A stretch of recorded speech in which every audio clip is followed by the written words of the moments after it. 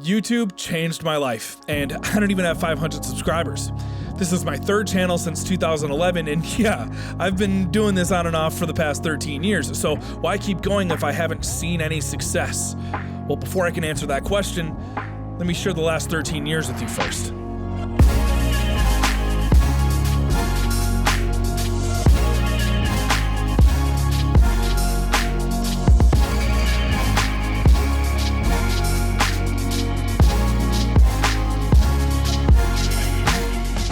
See, my first channel, I was in high school, and I had a main series called the Dolister Diaries, which was just a vlog experiencing everyday life in high school, pretty much.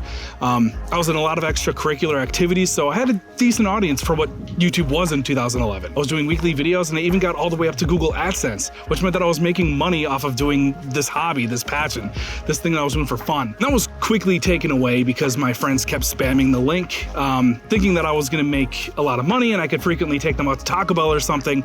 But couldn't be more wrong. This completely destroyed my channel. There's no saving it, because if I couldn't do something, like I could never get monetized again, because if I couldn't do something as simple as not cheat with Google AdSense, then it was shot. So this really lit me up to make a second channel with everything that I had learned and to try to do things differently. But most importantly, the fire of making money with my passion never left me. That's the most important. So enter the second channel.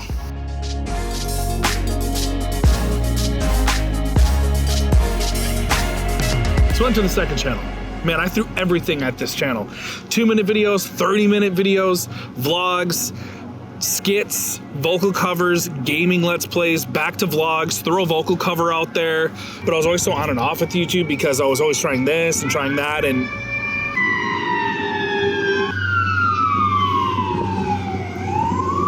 so anyways, I was always so on and off because I was kind of constantly building my business throughout. By doing all these different types of videos, I was learning a lot of different things, and I took all of that and brought it to Instagram. I made daily vlogs on Instagram stories, and that blew me up. Got me over my first 1,000 followers and locked me into my first 6 wedding films in 1 year. And now here I am doing weddings full time. And it was all thanks to YouTube.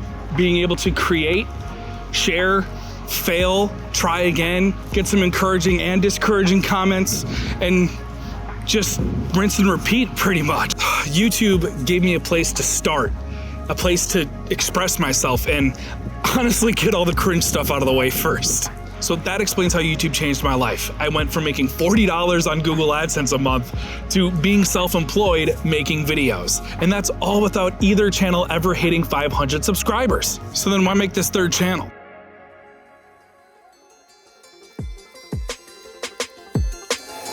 So while all this was happening, I noticed something with my second channel, and that was these vocal covers were still getting views years after posting them. I don't know what I did or why this was happening, so I looked into my analytics, and it pretty much told me, do music. Do literally anything related to Sleep Token, because that was my biggest video at the time and was the one that was consistently getting views. So I tried it again with reacting to their next single and even covering that single only a week later. And this solidified the channel, because I was under the impression that YouTube was about you, anything that you were into. And I was into making videos, music, gaming, vlogs, etc. So I thought if I just tagged everything right and optimized it best for SEO, that it wouldn't matter. And I was wrong, because YouTube, as we've heard so many times in so many other videos before, is an algorithm. It's a search engine. The biggest thing that I found out was that YouTube isn't trying to find an audience for your videos. It's trying to find the right videos for the user. I had it all backwards.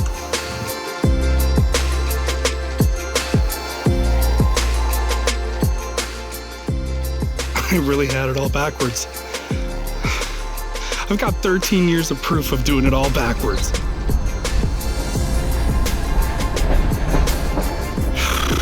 "13 years of getting it wrong." That's so much proof. So once I realized that, I just removed all the videos that were unrelated to music off of that channel and created this channel, Dolister Films, where I make videos about videos. I guess weddings would be a sub-niche since that's what I do. I want to share my work that's wedding short films. I want to share tips and tricks for engaged couples, tutorials for other aspiring filmmakers, reviews when I feel like they're necessary, breaking down all the gear and why I use it, how I use it, and behind the scenes potentially in the future, and even bring back the Dolister Diaries series more in short form style, just to connect a little bit more with the core audience whenever I feel like I have that.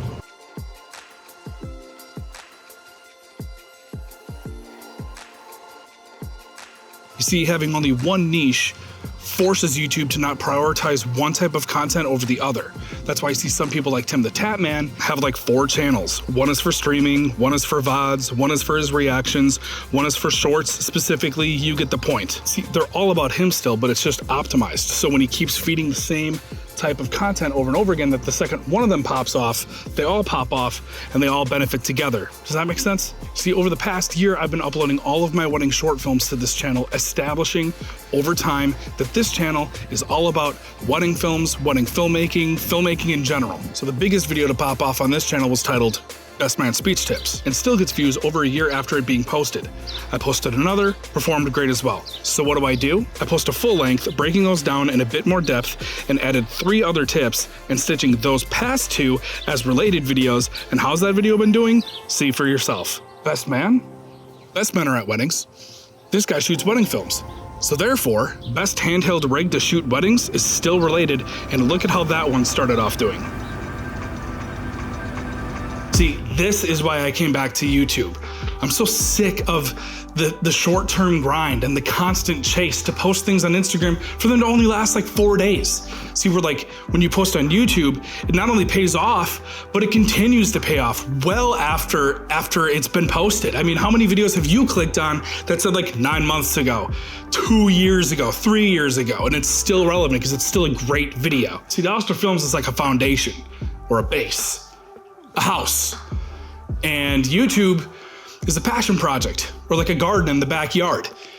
And each video is a seed that gets planted and just continues to grow and blossom and bloom and make the whole garden that much more beautiful and worth looking at. And the whole property as a whole benefits and is that much more valuable. Does that make sense? I hope that analogy made sense. Maybe I should workshop that or something into another YouTube video. See, I wasn't only inspired to make money off of my passion when I made $40 on Google AdSense that first year on YouTube, but I learned how to do it via YouTube University, baby. Hey, if you know, you know. So I guess after all this time and achieving all of that, I just want to get back to YouTube. I want to share what I've learned and what I'm still learning back to YouTube, because that's where it all began, and hopefully I can help some of you guys out too. So if you're into any and all of that kind of stuff, filmmaking or more specifically wedding stuff, go ahead and subscribe, like the video and all that so we can be on this journey together. But if not, I really hope that I may have inspired you through this video to just keep at it, man. Remember, YouTube isn't just about views and subscribers. It's about expressing yourself and connecting with those that share the same passions. So don't be discouraged if you just started out and your subscriber count isn't where you want it to be. Instead, focus on creating content that you love and that resonates with your audience. You might be surprised with what those numbers might be, and I ain't talking about views and subscribers. Look, I'm cheering for you, and I can't wait to see where your YouTube journey takes you. So until next time, keep creating, keep learning, and keep on pushing. Thank you so much for watching the video, and I'll see you in the next one.